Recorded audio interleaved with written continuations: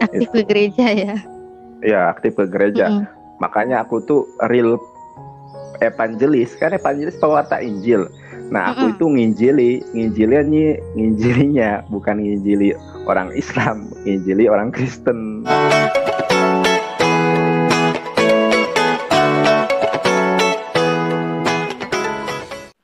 Shalom saudaraku, salam damai sejahtera di dalam kasih Kristus. Berjumpa lagi dengan saya, Didi Juli. Kita akan belajar berapologetika bersama-sama di channel ini. Dalam video kali ini saya mau membahas Ustadz Nandar. Jadi banyak orang yang mempertanyakan ya, sebenarnya gelar evangelis Om Nandar ini dari mana sih gitu ya.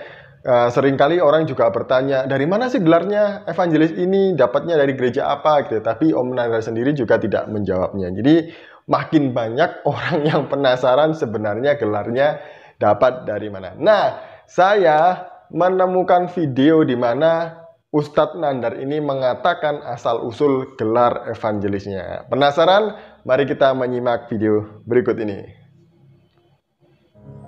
Itu dulu banget sebelum merambah ke dunia per-YouTuban itu. Masih udah tahun berapa ya? 2013 kalau nggak salah. Masih aktif ke gereja. Aktif ke gereja ya?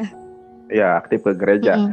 Makanya aku tuh real evangelis, kan evangelis pewarta Injil. Nah, aku itu nginjilinya bukan nginjili orang Islam, nginjili orang Kristen. Orang Kristen ya? Orang Kristen diinjili.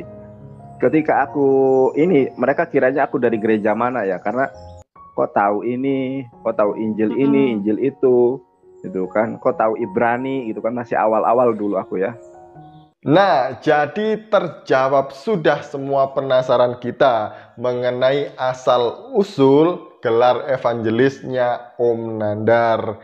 Nah, kalau kita melihat dari pembicaraan Om Nandar dengan Mbak Iriani tadi itu, bahwa gelar evangelis yang didapat oleh Om Nandar itu adalah gelar yang diberikan oleh dirinya sendiri. Nah, dia ini tidak tahu ya kalau gelar evangelis itu merupakan sebuah jabatan gerejawi yang resmi yang hanya bisa diberikan oleh gereja setempat.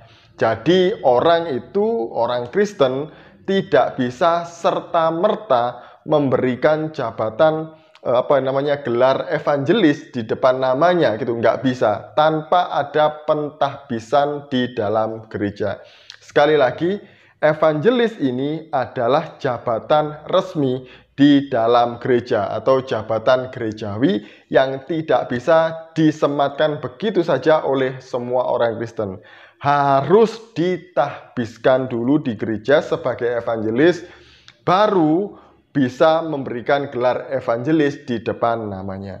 Saya masih ingat betul ketika saya sekolah teologi ada namanya kakak tingkat saya, nggak tahu iseng atau apa gitu ya, menyematkan gelar evangelis di depan namanya gitu. Wah, langsung disidang oleh dosen-dosen kami karena itu tidak boleh. Harus melayani di gereja dulu, ditahbiskan di gereja, baru boleh memberikan gelar evangelis. Sama dengan pendeta sebenarnya kan.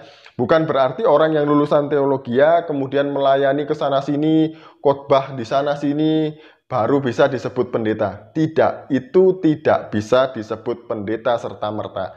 Karena pendeta ini sekali lagi adalah jabatan gerejawi yang resmi. Harus ditahbiskan terlebih dahulu, baru bisa disebut pendeta. Jadi seperti itu ya.